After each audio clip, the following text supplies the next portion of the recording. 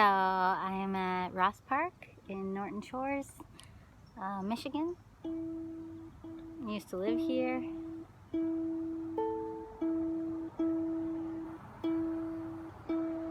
It used to have a lot of really bad memories for me. Went through a divorce while living here. Well, moved out from my ex to here. Was working a job in Norton Shores at the time. Norton Shores is a suburb of Muskegon, if you don't know. Muskegon is a very vibrant and growing and thriving small city right on Lake Michigan and Muskegon Lake. Very cool place, very progressively evolving place, racially diverse, full of like kombucha companies that just started and new breweries and all these things. So Muskegon's a really great place, but for me, and I think am I tuning the wrong Yep, I tuned. I was twisting the wrong knob and it wasn't changing, and I was like, what is going on? Oh my gosh.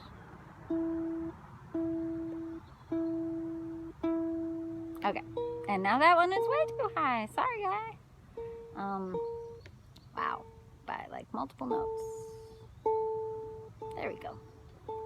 Pretty close. Anyway, so yeah. So I, unfortunately, for the beautiful city of Muskegon, I'm hoping that as I get older, if I stay in this area, or even if I don't stay in Grand Haven or West Michigan, I hope that I can really integrate the combination of feelings that I've felt here, because Muskegon is also home to like my first professional music video made with graduates of the high school that I used to be a choir accompanist for. And so, and I met these like brilliant, I can't even say it enough, like brilliant people at that high school. And so I'm very fortunate to have like a population of hundreds of people over a decade younger than me who know that I believe in creativity. And I mean, these people are like geniuses. I remember when I first got to that school, I spent the first year on Facebook like gushing to my Chicago crowd and my childhood crowd in Wisconsin, southeastern Wisconsin, like between Milwaukee and Chicago, but like that's where my roots were. And so I just spent the whole first year at this job kind of just gushing about the talent pool at this high school, and I kept thinking like, is there something in the water? I ended up finding out that there's a lot of talent like all across this area of Michigan. It's very like, I don't know how to describe, like we were once described by a reviewer in the UK. I can't remember his name. Tom Johnson? I don't know for sure. Anyway, he writes for a blog, or it used to be a music blog called Goldflake Paint, out of Glasgow in Scotland. And he was describing our first Cloudlight record, and he kept using words like born out of the Michigan wilderness and calling it like eerie or like forest something or other. And I remember at the time thinking like, A, I'm not eerie, but then later B, one of my piano students told me that some of his friends, when he would play it for them in the car. I hate calling him a piano student. I got stuck on that. He is much more than that. Like he's somebody that I've basically imparted a lot of music theory to and kind of showed him how to do like pop self-accompanying and comping. So I don't feel right just calling him a piano student. I don't know. Anyway, his name's Jake. But he told me that one of his friends had said that some of my like slower songs on the Cloudlight record sounded like too creepy. Like he didn't want to listen to them. And I had never really thought of my slow songs that I thought of as soothing as like creepy. But then over the years, that was back in like 2017 that he told me that. And over the years, I have come to kind of understand some of that quality. But yeah, that's what I was talking about. So I was trying to show you trees. So like, it's just very lush here. And I know it's the middle of summer and this is just a random park, so this isn't even a good example.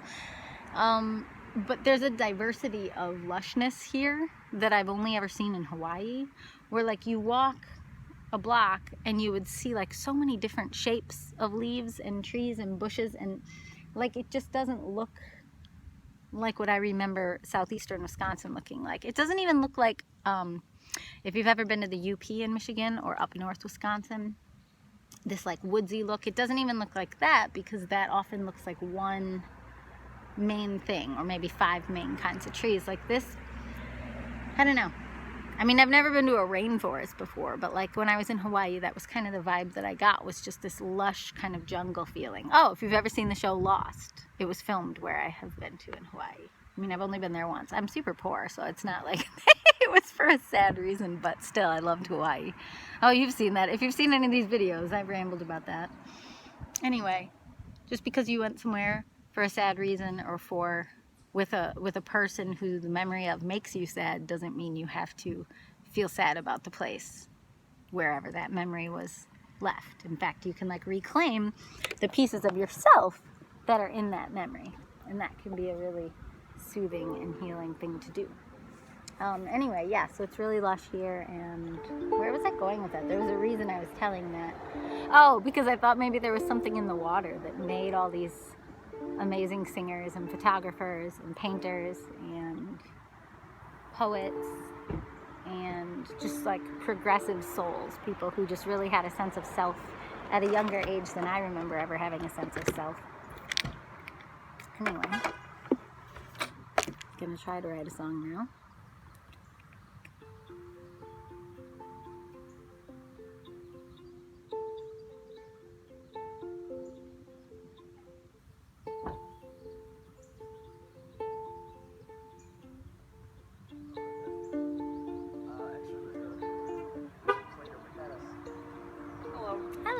I like your hair. Thank you. I just dyed it yesterday. Nice. That's super cool.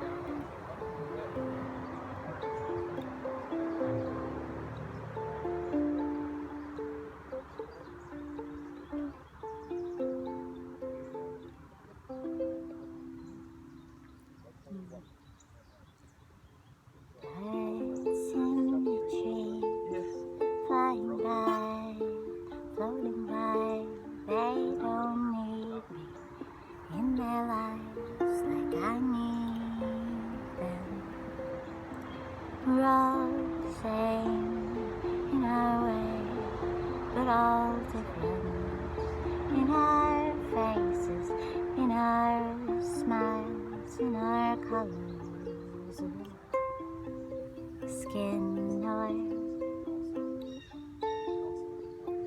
feathers too.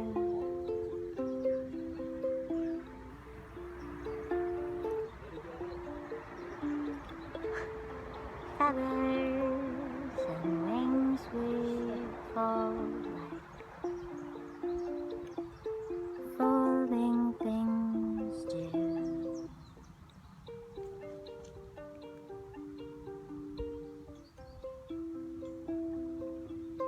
Kind of bounced pretty far off to the side there.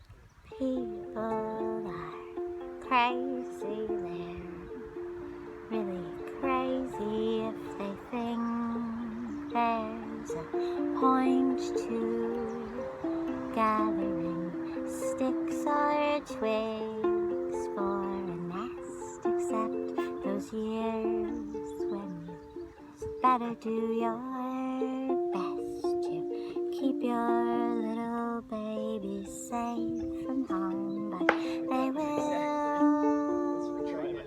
fly away like you did or do. It's not crazy to want to see the world and everything around you now, to make changes like birds do, to make all kinds of change.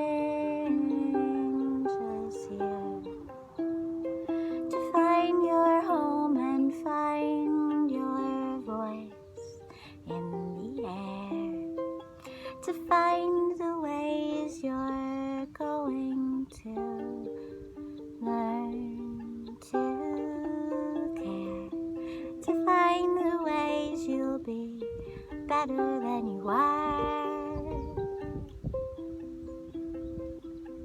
Back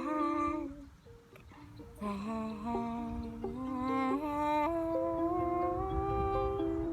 'cause you were so distracted by all the different points of light and color in the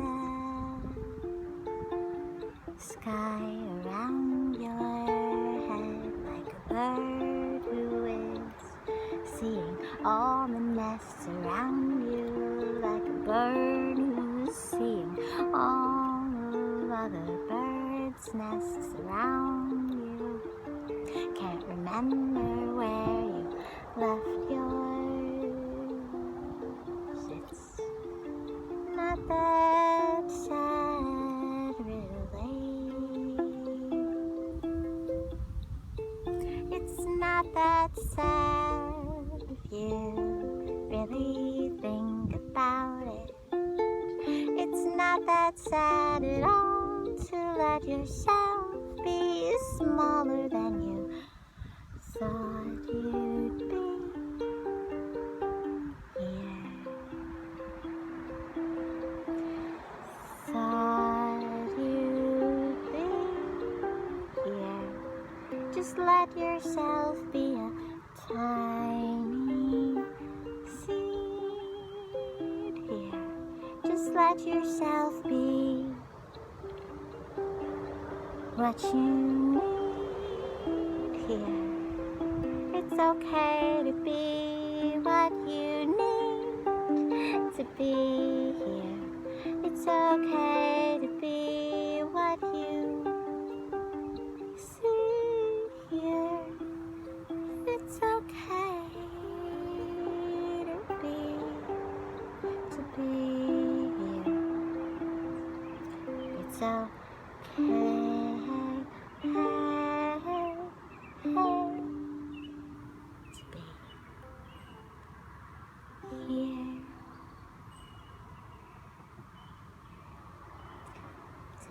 Here.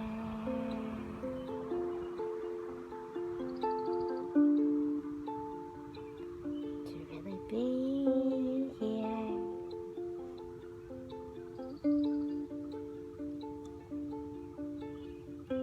You didn't mean to be here. Didn't mean to be here, but you're here. You didn't mean to be here. Do we ever mean to be here? But we're here.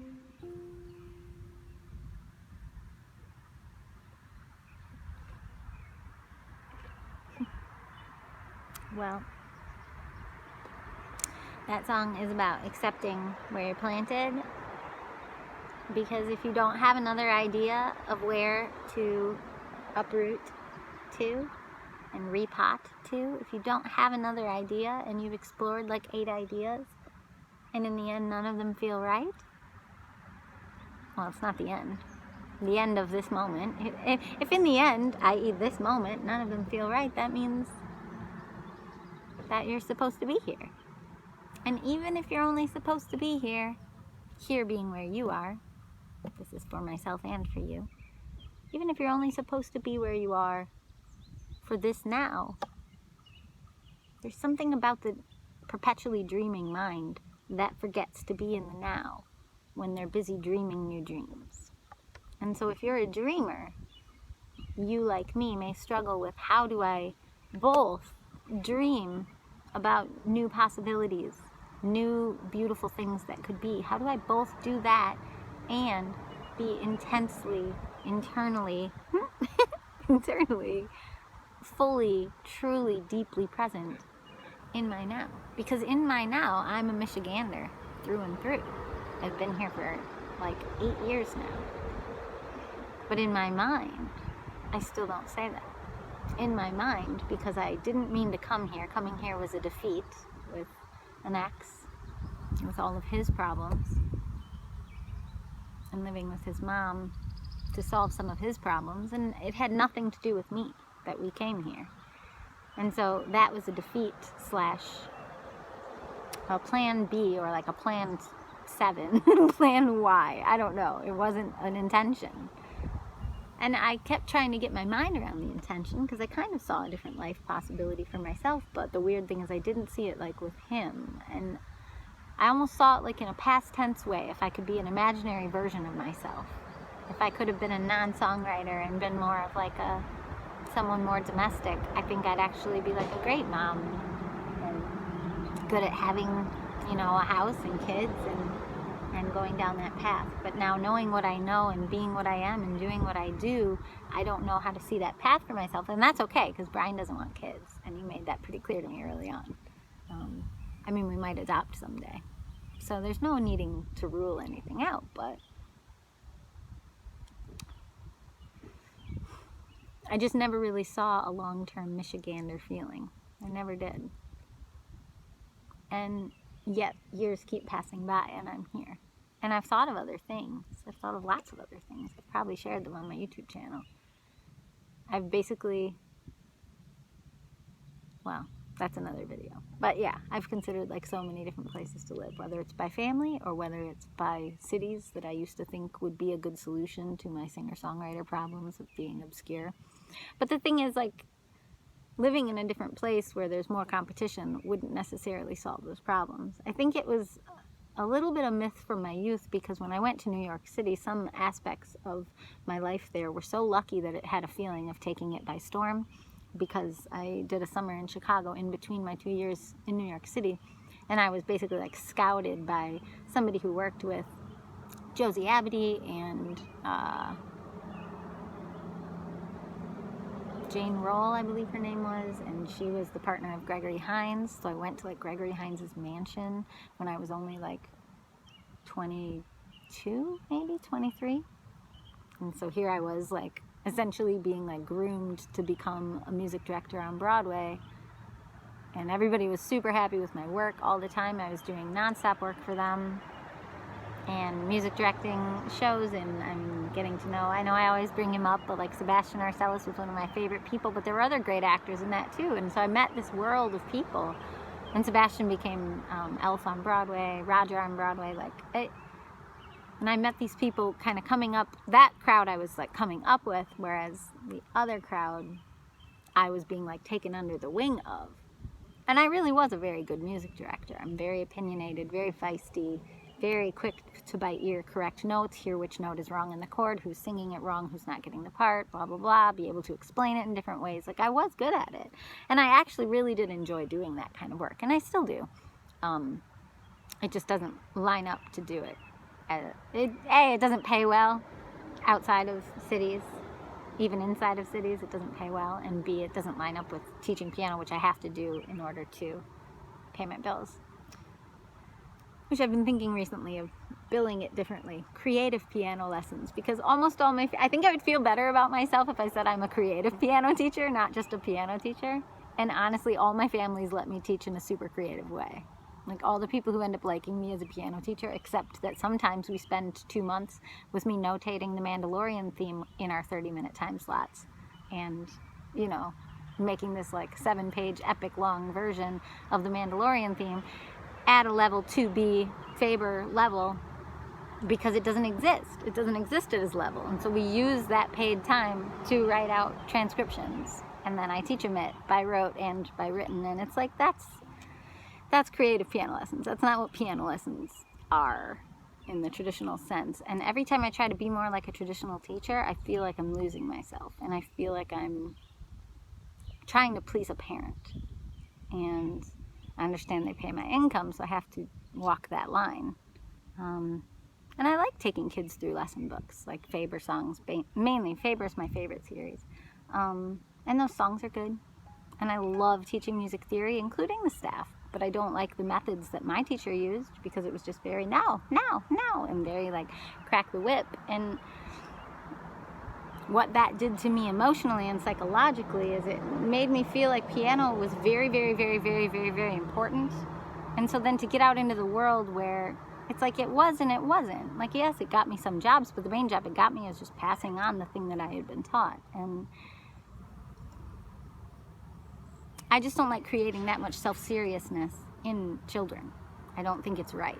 I have too much of a Mr. Rogers soul to believe that it's right to put that much seriousness in children.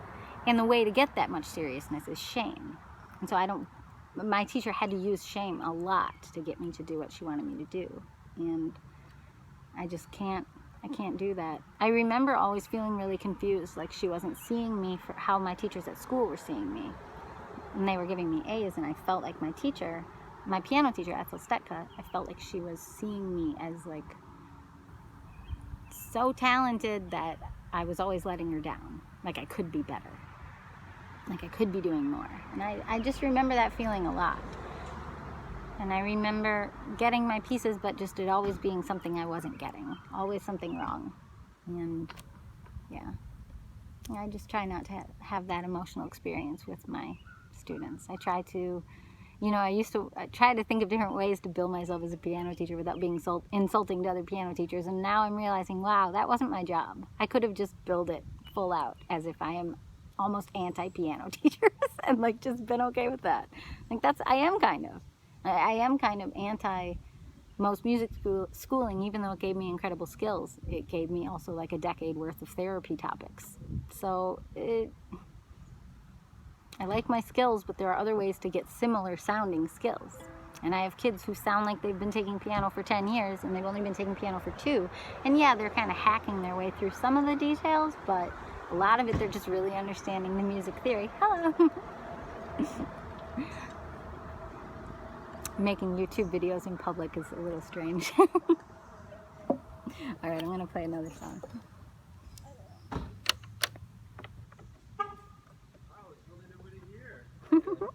Hi, good. How are you guys?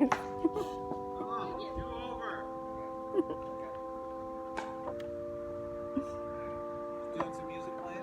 Yep, making YouTube videos. Yep. Yeah, my boyfriend's doing his disc golfing, so yeah. Exactly. This looks fun though, I'm just terrible at it. When my wife comes, she only plays his block. Yeah, I played. Exactly. Yeah, it was his idea. I did like one hole with him and I just kept going all over the place, and I'm like, yeah, I'll do it again on his second pass through. See, that's how it's supposed to look. I'll put that in the video. Okay, I'm going to catch this throw. Here we go. I don't even know if you can see that. It's so impressive.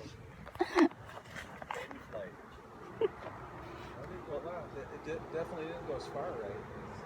It's so impressive. Before you break through, I'm going to have to say, I keep flat.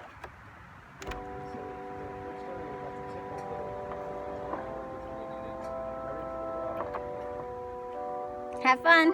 Thank you. Okay. That was so cute.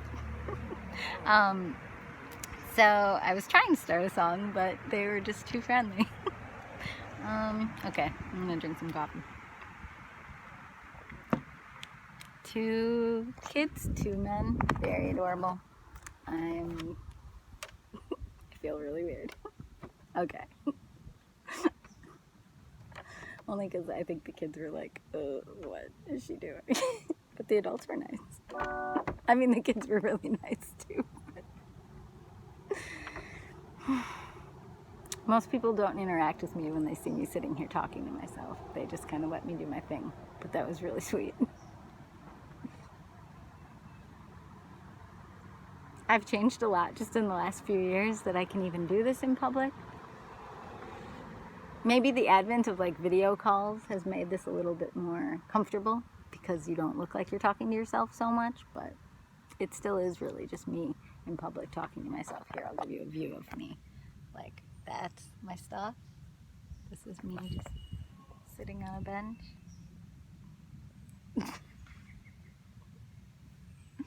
Rainbow hat, heart sunglasses, like, kind of, I don't know. I don't know what I'd think if I saw me. Okay, gonna really write a song. Here we go. I wasn't feeling those chords. I've done those chords recently in lots of songs, and I'm not finding myself loving them. It's too sloppy. Take 2.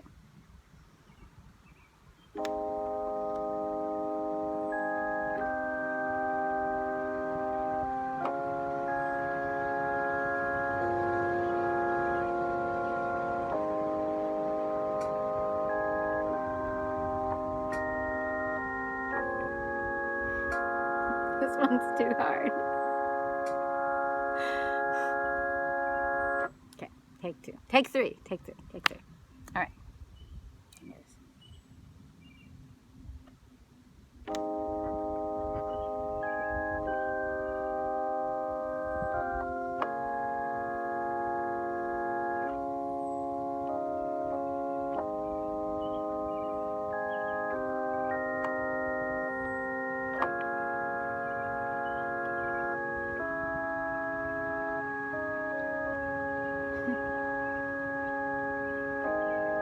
Forgetting things are different now and then.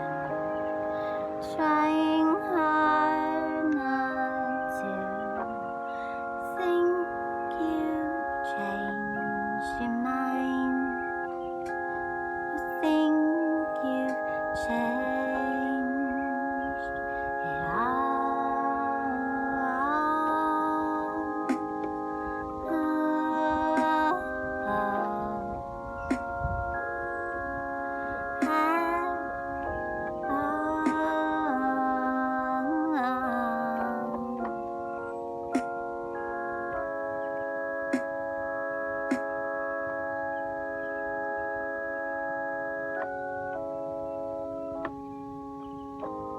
It's getting easier to admit it's hard now here. It's getting hard to be afraid anymore, and it's easy to change your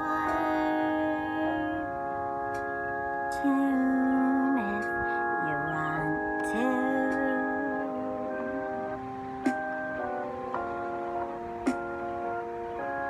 If you want to.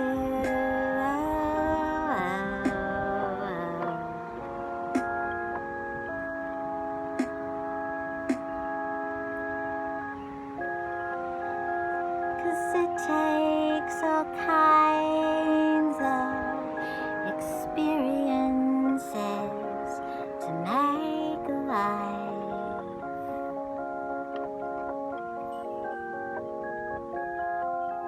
Cause it takes all kinds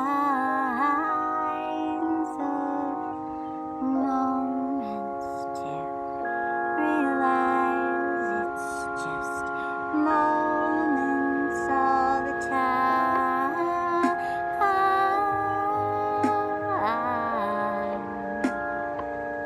It's always been moments here.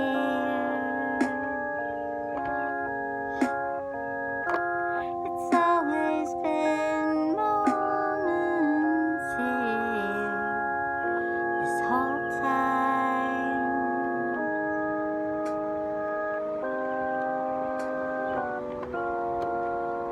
This whole dang time.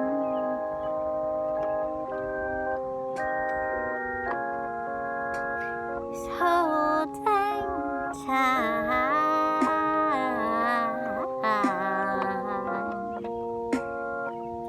This whole time.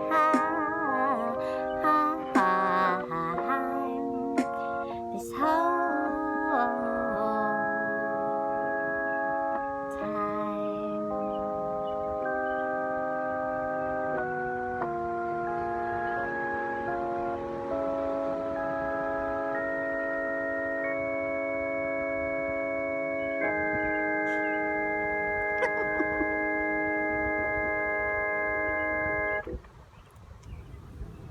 That was good timing. There's Brian. Yay, you got it in. Good job. Well, that's my cue. I get to play another round. Well, another start of a round. All right, so I'm gonna go play one more hole. Hi, you're in my YouTube video. Your YouTube videos come into a disc golf play? Yep. Disc golf let's play? Yeah.